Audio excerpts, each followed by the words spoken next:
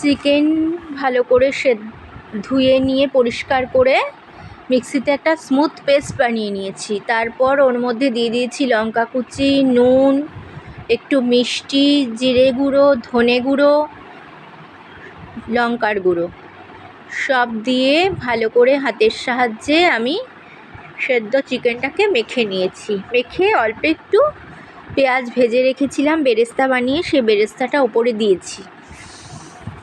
দিয়ে ভালো করে মেখে নিয়ে একটুখানি আট হওয়ার জন্য ময়দা দিলাম 2 চামচ। ময়দা দিয়ে ওগুলোকে গোল গোল আকারে তৈরি করে নিয়েছি, কোপ্তার আকারে করে কড়াইতে খানিকটা তেল দিয়ে ওগুলোকে ভেজে নিচ্ছি। ভেজে নিয়ে এবার একটা গ্রেভি তৈরি করে নিচ্ছি। দিয়েছি তেলে জিরে ফোড়ন দিয়ে তার মধ্যে একটু জিরে গুঁড়ো, ধনে গুঁড়ো, লঙ্কার গুঁড়ো, গরম মশলা গুঁড়ো, একটু নুন মিষ্টি সব দিয়ে ভালো করে কষিয়ে অল্প জল দিয়ে কোপ্তাগুলোকে ওর মধ্যে দিয়ে দিলাম। দিয়ে নাড়াচাড়া করে নামানোর আগে পেঁয়াজ বেরেস্তা করে রেখেছিলাম ওইটা একটু ওপর দিয়ে ছড়িয়ে দিলাম আর গরম মশলার গুঁড়ো, ধনেপাতা দিয়ে সার্ভ করে দিলাম।